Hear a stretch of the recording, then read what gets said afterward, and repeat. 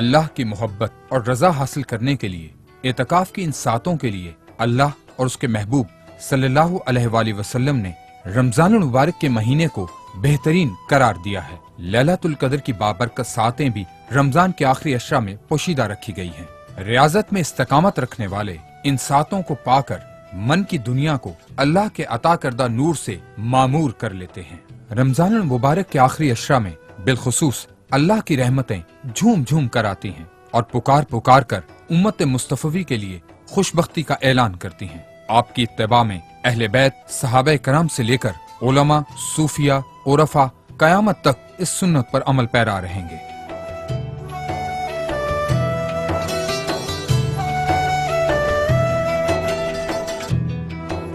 حضور علیہ الصلوۃ والسلام نے فرمایا اللہ کا ذکر ایسے کرو کہ دیکھنے والے تمہیں دیوانہ سمجھیں۔ اللہ کا ذکر پیار سے کریں، دیوانہ وار کریں، ذوق سے کریں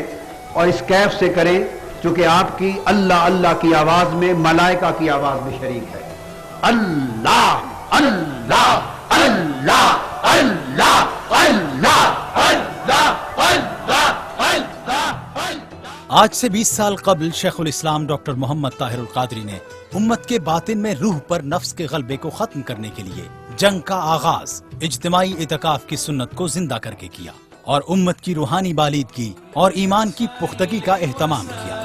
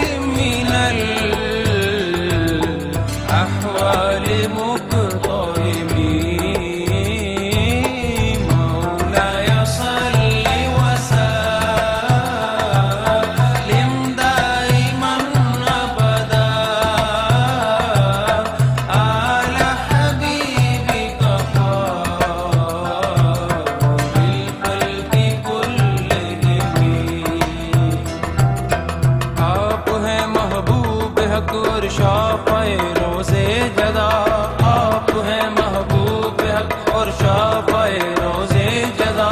ناگہانی آفتوں میں حضور صلی اللہ علیہ وسلم کے قدموں سے ملنے والی خصوصی خیرات کے صدقے لاہور میں قائم ہونے والا شہر اعتکاف حرمین شریفین کے بعد اسلامی دنیا کا دوسرا بڑا اعتکاف بن گیا، جس میں 50,000 سے زائد مرد و خواتین روحانی تربیت کے لیے جوق در جوق آتے ہیں۔ اجتماعی اعتکاف میں تعلق باللہ، ربط رسالت، رجوع الی القرآن، باہمی اتحاد و بھائی چارے کا جذبہ بیدار کرنے کے ساتھ ساتھ باطنی تربیت کا ایسا مربوط نظام تشکیل دیا گیا ہے جو تنہا اعتکاف سے حاصل نہیں کیا جا سکتا ہے۔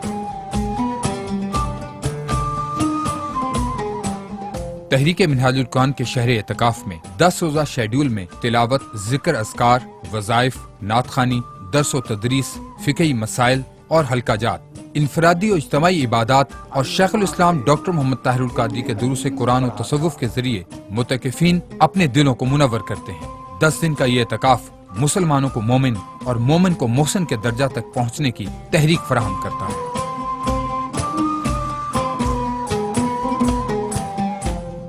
عزلت اور خلوت کی حقیقت یہ ہے،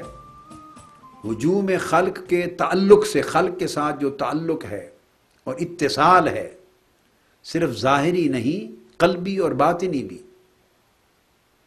اور انسان کا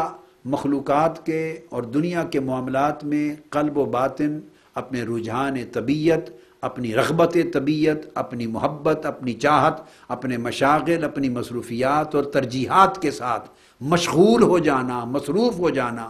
اور ظاہراً و باطناً انوالو ہو جانا، یہ جو پروسیس ہے اس حیات ظاہری میں، بشری معاشرتی زندگی میں رہتے ہوئے،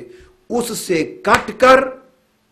بندہ اللہ سے تعلق جوڑنے کے لیے ایک طرف علیحدہ ہو جائے کچھ عرصے کے لیے، اتصال باللہ اختیار کرنے کے لیے، رجوع اللہ کو پختہ کرنے کے لیے، اللہ کی محبت اور اللہ کا انس دل میں پیدا کرنے کے لیے، اس کا شوق دل میں پیدا کرنے کے لیے، اس کی عبادت کے لیے، دل کو دنیا سے بے رغبت کرنے اور زہد کی اعلیٰ خوبی سے آراستہ کرنے کے لیے انسان کچھ عرصہ دنیا سے کٹ کر اللہ کی طرف چلا جائے، تو دنیا سے کٹ کر اللہ کی طرف جانا، اس کو خلوت و عزلت کہتے ہیں۔ شہر اعتکاف میں آنے والے خوش نصیب افراد کی باقاعدہ رجسٹریشن ہوتی ہے، انہیں مناسب جگہ الاٹ کی جاتی ہے جہاں وہ 10 روز تک قیام پذیر رہ کر انفرادی و اجتماعی معاملات کو یقینی بناتے ہیں۔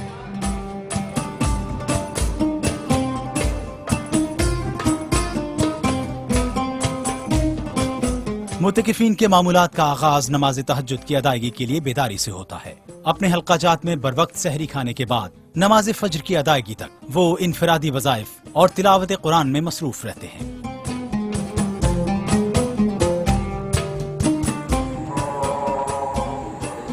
نماز فجر کے بعد اجتماعی وظائف اور انفرادی ذکر و اذکار کا معمول ہوتا ہے۔ نماز چاشت اور اشراق کی ادائیگی کے بعد مختصر آرام ہوتا ہے، جس کے بعد تربیتی حلقہ جات، نشست، فقہی مسائل، محفل ذکر و نعت کا سلسلہ جاری رہتا ہے۔ ہم گناہگاروں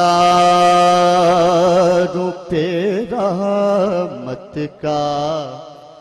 دوشالہ دے دے، حبیب خدا کا نظارہ کروں میں، دل و جان ان پہ نثارہ کروں میں، عاشق دواں کو رونا نہ آوے اونوں تدیق کسے دا دکھانا نہیں آندا،